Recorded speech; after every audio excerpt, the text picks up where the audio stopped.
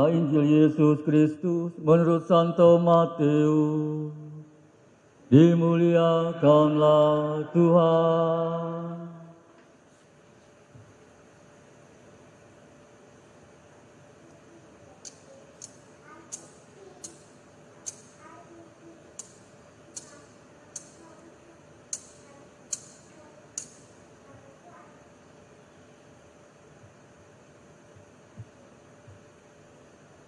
Sekali peristiwa, Yesus berkata kepada murid-muridnya,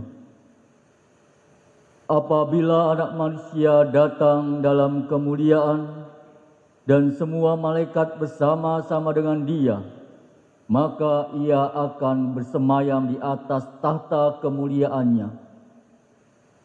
Lalu semua bangsa akan dikumpulkan di hadapannya, dan Ia akan memisahkan mereka seorang daripada seorang, sama seperti gembala memisahkan domba dari kambing. Ia akan menempatkan domba-domba di sebelah kanannya dan kambing-kambing di sebelah kirinya. Raja itu akan berkata kepada mereka yang di sebelah kanannya, 'Mari, hai kamu yang diberkati oleh Bapa-Ku, terimalah kerajaan yang telah disediakan bagimu sejak dunia dijadikan. Sebab ketika aku lapar, kamu memberi aku makan. Ketika aku haus, kamu memberi aku minum. Ketika aku seorang asing, kamu memberi aku tumpangan. Ketika aku telanjang, kamu memberi aku pakaian. Ketika aku sakit, kamu melawat aku. Ketika aku di dalam penjara, kamu mengunjungi aku.' Maka orang-orang benar itu akan bertanya kepadanya, 'Tuhan, bila manakah kami melihat Engkau lapar dan kami memberi Engkau makanan, atau haus dan kami memberi Engkau minum? Bila manakah kami melihat Engkau seorang asing dan kami memberi Engkau tumpangan, atau telanjang dan kami memberi Engkau pakaian? Bila manakah kami melihat Engkau sakit atau dalam penjara dan kami mengunjungi Engkau?' Maka raja itu akan menjawab mereka, 'Aku berkata kepadamu, sesungguhnya segala sesuatu yang kamu lakukan untuk salah seorang dari saudaraku yang paling hina ini, kamu telah melakukannya untuk aku.' Lalu raja itu akan berkata juga kepada mereka yang di sebelah kirinya, 'Enyalah dari hadapanku, hai kamu orang-orang terkutuk. Enyalah ke dalam api yang kekal, yang telah disediakan untuk iblis dan malaikat-malaikatnya. Sebab ketika aku lapar, kamu tidak memberi aku makan. Ketika aku haus, kamu tidak memberi aku minum. Ketika aku seorang asing, kamu tidak memberi aku tumpangan. Ketika aku telanjang, kamu tidak memberi aku pakaian. Ketika aku sakit dan dalam penjara, kamu tidak melawat aku.' Lalu mereka pun akan bertanya kepadanya, 'Tuhan, bila manakah kami melihat Engkau lapar atau haus atau sebagai orang asing atau telanjang atau sakit atau dalam penjara dan kami tidak melayani Engkau?' Maka ia menjawab mereka, 'Aku berkata kepadamu, sesungguhnya segala sesuatu yang tidak kamu lakukan untuk salah seorang dari saudaraku yang paling hina ini, kamu tidak melakukannya juga untuk aku.' Dan mereka itu akan masuk ke tempat siksaan yang kekal, tetapi orang benar masuk ke dalam hidup yang kekal." Berbahagialah kita yang mendengarkan sabda Tuhan dan tekun melaksanakannya. Sabdamu adalah jalan, kebenaran dan hidup kami.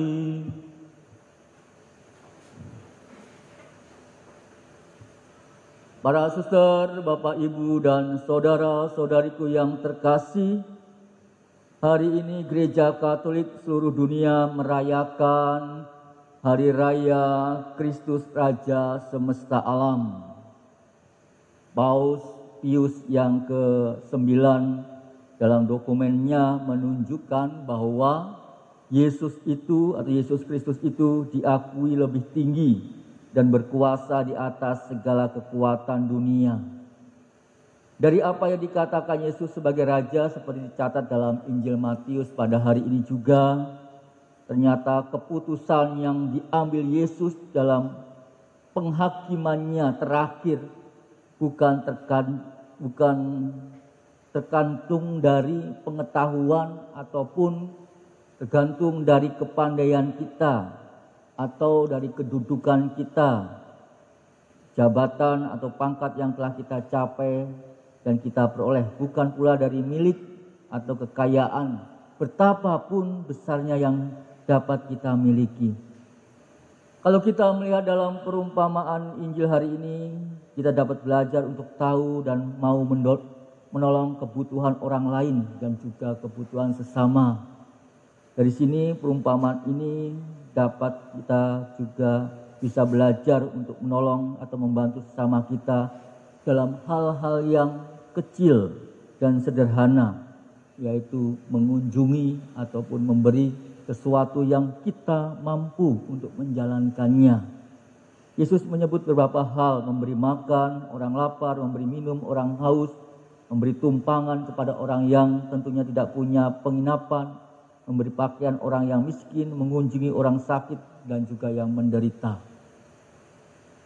Tindakan-tindakan baik itu ya, tentunya ingin menunjukkan kepada kita juga agar kita melakukan apa yang diperintahkan oleh Yesus dalam hidup kita, dalam kehidupan kita sehari-hari.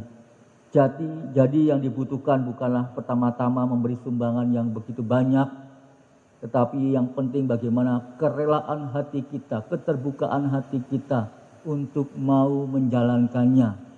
Tentu dalam diri kita tidak perlu nama besar dalam diri kita untuk menjalankannya.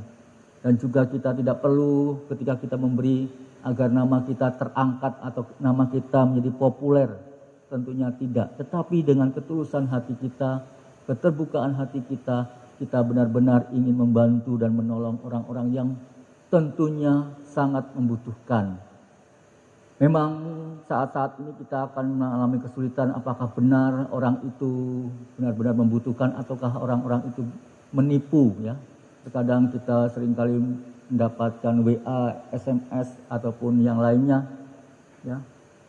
Yang mungkin kita juga harus berhati-hati. Tetapi setidaknya bahwa kita mempunyai niat baik dalam diri kita ketika menjalankan kebaikan-kebaikan Allah yang diberikannya kepada kita.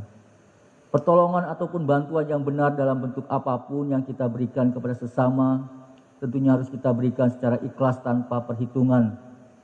Bukan disertai keinginan dan juga harapan untuk dipuji atau dihargai. Dan tentunya sikap pemberian semacam itu bukanlah kerelaan, melainkan lebih berupa suatu keinginan untuk dipuji dan dihargai.